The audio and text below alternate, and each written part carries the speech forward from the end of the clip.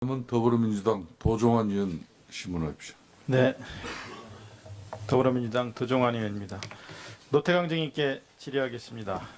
예. 증인은 스포츠 2018을 주도적으로 이끌었고 또 실력을 인정받고 후배들에게 신망을 받는 그런 선배였습니다. 유능한 공무원이었습니다.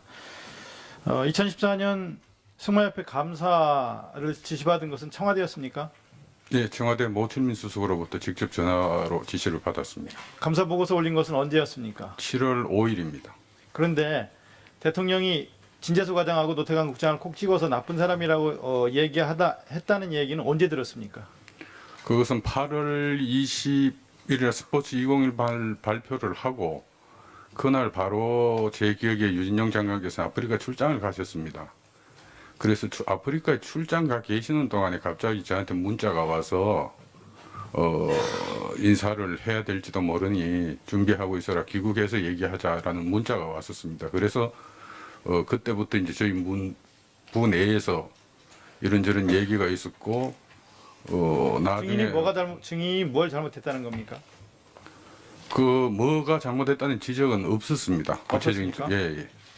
단순히 나중에 그 유진영 장관님한테 전해 듣기로는 수첩을 보시고는 제 이름과 진재수 과장 이름을 직접 검명하면서 나쁜 사람이라고 하더라라고 인사를 조치를 하라고 했다고 전해 들었습니다. 상식적으로 보면 청와대에서 승마협회 감사를 하라고 하면 담당 국장으로서는 철저하게 감사했을 거 아니겠습니까? 예, 통상적으로는 경기단체 감사를 하라고 하면 대한체육회를 거치는 게 통상적인 절차인데 그때는 모철민 수석이 직접 박원우라는 사람을 지정을 하고 반드시 진재수 과장이 직접 만나라고 하라고 그런 지시가 내려왔기 때문에 저희들이 직접 만나서 조사를 했습니다. 대통령 뒤에 최순실이라는 사람이 있어서 결국 이런 불이익을 당했다는 것은 언제 알았습니까? 언론 보도를 보고 나서 그렇게 된 일이었을 수도 있겠다고 저희들은 생각을 했습니다. 그때 심정이 어땠습니까? 그때는 개인적으로 좀 비참한 생각이 들었습니다. 솔직히 공무원으로서 좀 더 그때 당시에 용감하게 대처했었어야 되지 않나 이런 생각을 자책을 했습니다. 박물관으로 쫓겨갔다가 올해 3월에 또 결국 옷을 벗었죠? 5월 31일자로 명예퇴직을 했습니다. 5월 30일입니까? 예. 그건 언론에 의하면 이 사람이 아직도 있어요? 라는 대통령이 지시 때문에 인사조치가 이루어졌다. 그래서 결국은 그만두게 되었다라고 하는데 사실입니까? 그 대통령이 언급한 내용은 확인할 방법은 없습니다. 그런데 어떤 일인지 하여튼 그런 식으로 소문이 돌은 거는 제가 후배들한테 그런 얘기를 들은 적은 있습니다. 그러나 그 사실 여부를 확인할 방법은 없습니다. 네. 김기춘 증인께 묻겠습니다. 네. 2014년 7월 4일 김영한 수석 비망록에 따르면 김기춘 전 비서실장이 주요 부처 실국장 동향 파악, 충성심 확인이라는 지시를 내렸다는데 사실입니까? 민정수석실이 이제 고위공무원 사실입니까? 감찰하고 있기 때문에 그런 식으로 제가 지시를 한 기억은 없습니다. 네. 2014년 8월 8일 역시 이 비망록에 따르면 홍성단 배제 노력, 제재 조치 강구, 10월 2일에는 문화예술계 좌파 책동에 투쟁적으로 대응할 것 이런 지시를 내렸다고 하는데 이런 지시를 내린 적이 있습니까?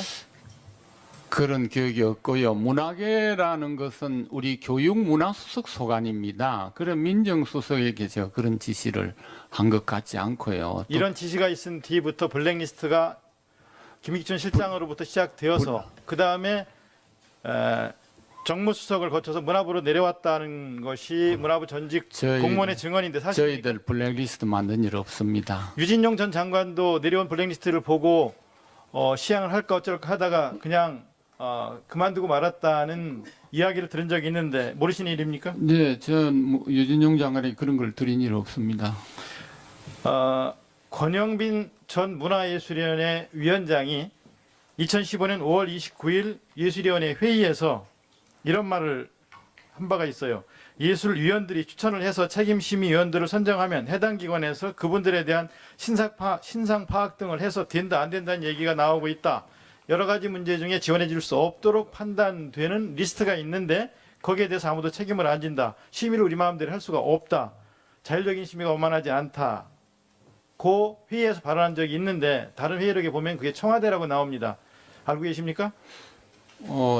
저는 알고 있지 않습니다. 문학의 일이면 우리 교육문화수석실의 소관이기 때문에 실장이 다 아는 건 아닙니다. 청와대에서 작성한 블랙리스트가 문화부를 거쳐서 산하기관으로 내려온 것을 본 직원이 많고요. 이걸 가지고 또 지역에 있는 기관으로 가서 전달한 그런 문화부 직원들도 있습니다. 이름을 대라면 될 수 있고요.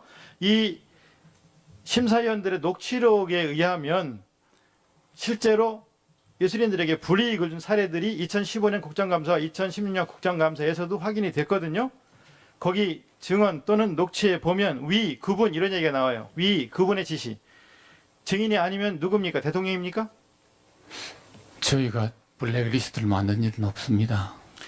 지금 증인의 말이 사실인지 거짓인지는 국민들이 보고 판단할 것입니다. 잘못한 게 없는 사람, 열심히 일한 사람들을 내쫓고 불이익을 주는 정권, 그리고 이 정권의 실세 비서실장인 김기춘 증인으로 상징되는 이 앙시앙 레짐은 이제 무너져 내려야 합니다. 이념으로 국민들을 편가르고 적대시하게 하고 분열시키고 한쪽으로는 사익을 취하고 국정을 농단하는 이런 정권은 이제 무너져야 합니다.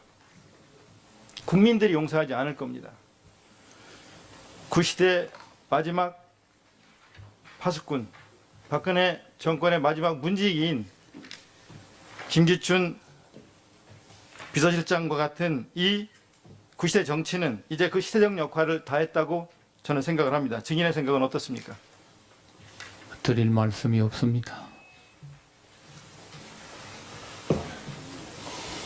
예.